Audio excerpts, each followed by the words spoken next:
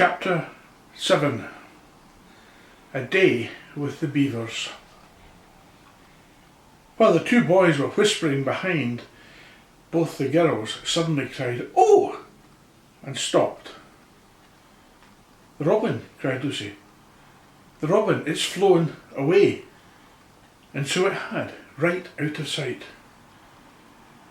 "And now what are we to do?" said Edmund, giving Peter a look which was as much as to say, "What did I tell you?"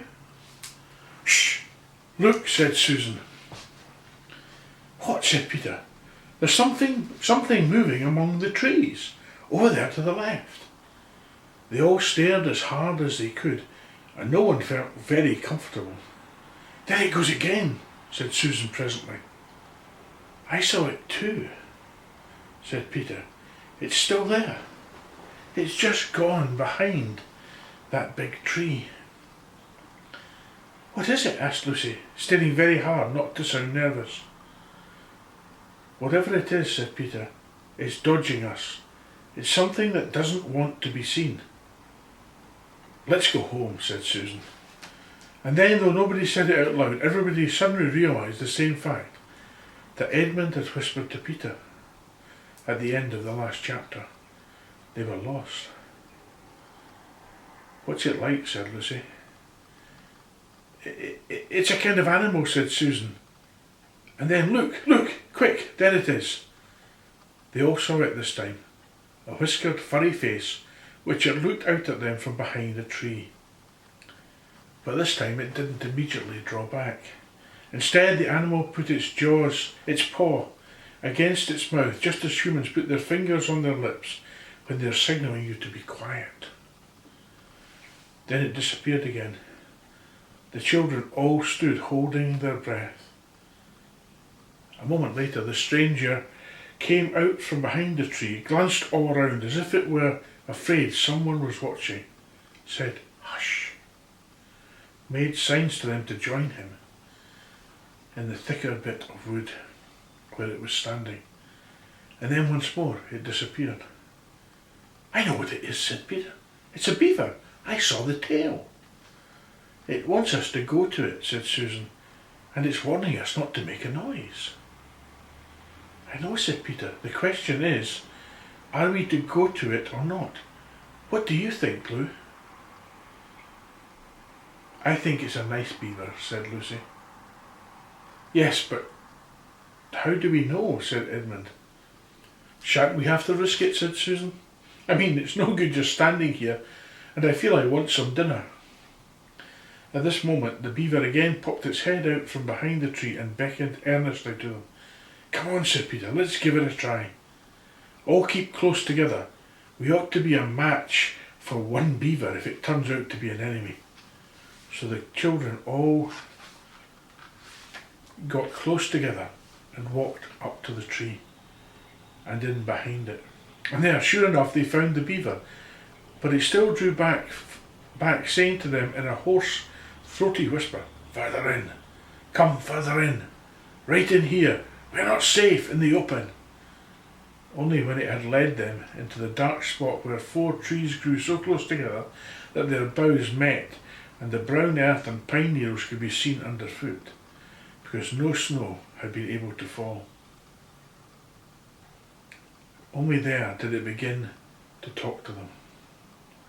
"Are you the sons of Adam and the daughters of Eve?" it said. "We're some of them," said Peter. "Shh," said the beaver. "Not so loud, please. We're not safe even here." "Why, who are you afraid of?" said Peter. "There's no one here but ourselves." "There are trees," said the beaver. "They're always listening. Most of them are on our side, but they are trees that would betray us to her. You know what I mean?" And it nodded its head several times. "If it comes to talking about sides," said Edmund, "how do we know you're a friend?" "Not meaning to be rude, Mr. Beaver," added Peter, "but you see, we're strangers." Quite right," said the beaver. "Here is my token." With these words it held up to them a little white object. They all looked at it in surprise till suddenly Lucy said, "Oh, of course, It's my handkerchief, the one I gave to poor Mr. Tumnus." "That's right," said the beaver. "Poor fellow. He got wind of the arrest before it actually happened and handed this over to me. He said that if anything happened to him, I must meet you here and take you on to—" Here the beaver's voice sank into silence, and he gave one or two very mysterious nods. Then, signaling to the children to stand as close around it as they possibly could, so that their faces were actually tickled by its whiskers, it added in a low whisper, "They say Aslan is on the move. Perhaps has already landed." Now, a very curious thing happened. None of the children knew who Aslan was any more than you do.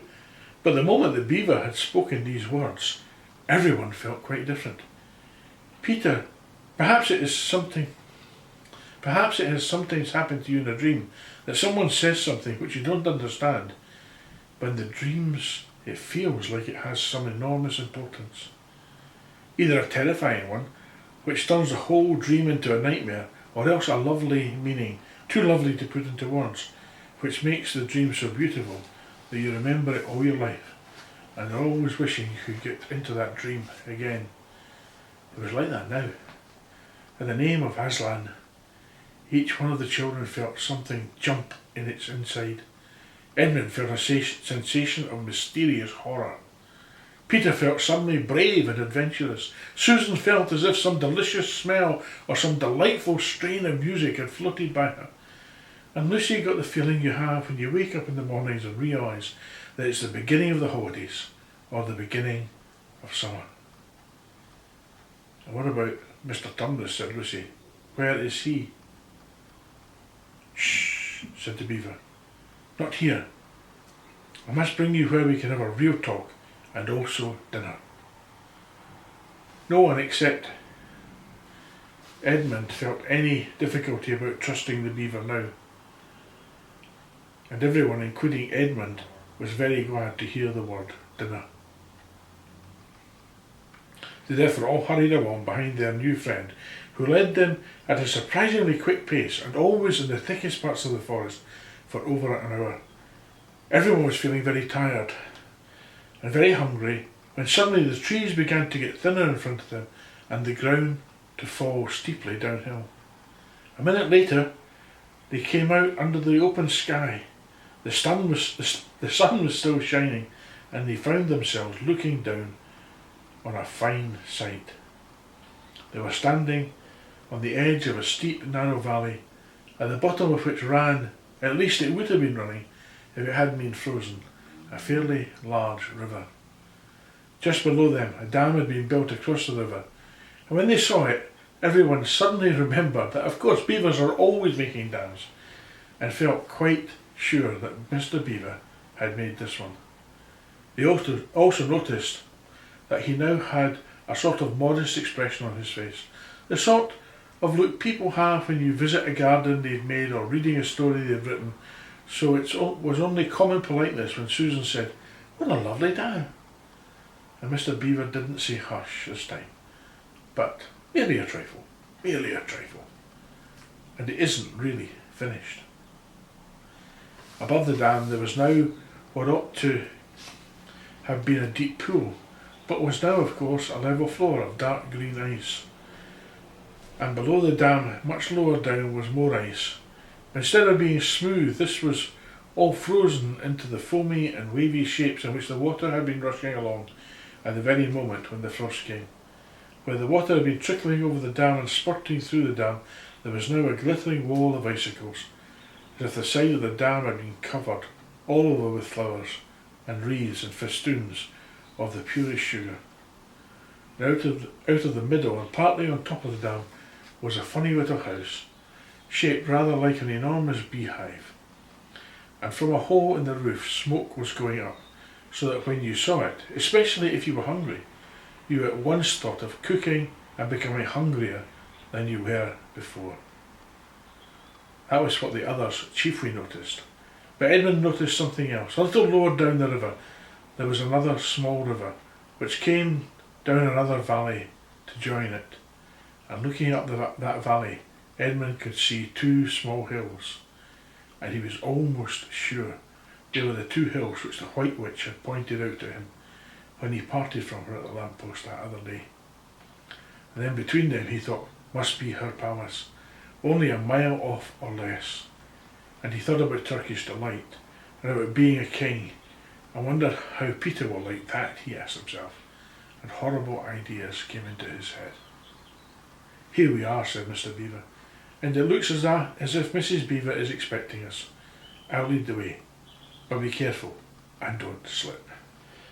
The top of the dam was wide enough to walk on, though not for humans, a very nice place to walk, because it was covered with ice, and though the frozen pool was level with it on one side, there was a nasty drop to the lower river on the other. Along this route Mr. Beaver led them in single file right out to the middle, where they could look a long way up the river and a long way down it.